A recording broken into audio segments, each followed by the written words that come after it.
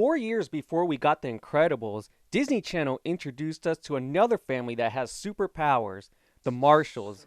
Yeah, that doesn't sound as cool as Incredibles, which is how we get Up, Up, and Away. Scott is about to turn 14, and that is the last year when you can gain superpowers. His mom and dad are Bronze Eagle and Warrior Woman, two heroes who help their city be protected from bad people. Warrior Woman is strong and can fight tough, and Bronze Eagle can fly and has super strength. His brother Adam, Silvercharge, has super speed, and his sister Molly has laser eyes. Yup, you are correct. All these powers are very similar to the powers the Incredibles have, but no more mentioning that movie. What I love about Up, Up, and Away is this family isn't the only one who have powers. We see them stop a bank robbery, and the news and all the citizens know who they are, but there is a whole bunch of heroes that have powers. They even mention real ones like Superman and Spider-Man. At Scott's birthday party, this looks like every hero got invited to witness Scott receive his powers. Oh my goodness, his grandpa is George Jefferson? Now this is the coolest superhero family ever. So with a world full of superheroes, who's the villain? Malcolm. Looks like a typical guy, but as usual, he has an evil plan of diabolical proportions. Malcolm is working with Nina. She creates a software program called Earth Protectors, which is made to show kids to protect Earth and our environment. Nina is all about helping Earth and making it a better place, but Malcolm is using her program for other ideas for kids to do. Malcolm goes to classrooms and presents what Earth Protectors is all about. Kind of like DARE. Remember back in the 90s, they would do the same thing? Instead, it was an actual cop to tell us not to do drugs. At least that's how it was for me when I was in elementary. That's what Earth Protectors reminds me of, but with recycling. So it's revealed Scott doesn't get any powers, so he makes it up so his dad can be proud of him. They even give him a name, Warrior Eagle, in his own costume, and he even tricks them that he can fly.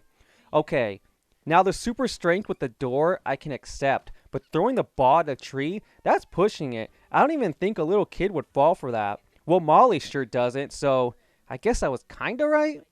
Now back to the whole Earth Protectors thing. It's pretty much a brainwashing program.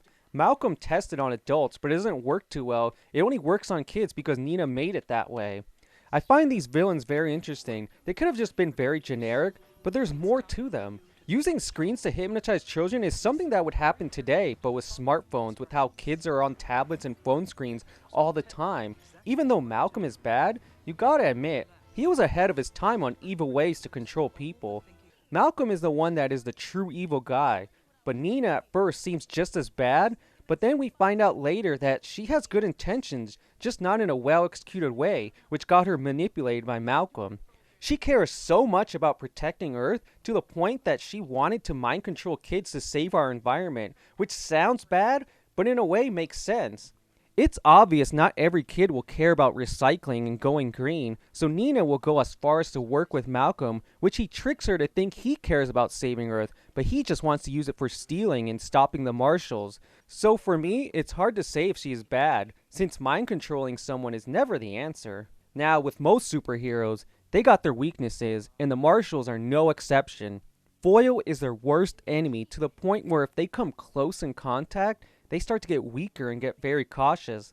I love the family's reaction when Scott's best friend, Randy, comes into their house with food wrapped in foil, and they are just super careful. For a second, I thought they were just shocked a random kid walked into their house without knocking or any permission. So as you can tell, Scott not having powers leads to the message of you don't have to have powers to be a hero, which is always a great message to anybody and is perfectly displayed here in Up, Up, and Away.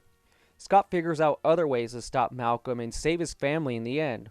Well, in this case, he uses Home Alone antics to knock out the bad guys, and since he doesn't have powers, he isn't weak to Foil, showing having powers can have faults as well. Now, this Randy kid, for some reason, gets a lot more screen time and jokes in the final battle.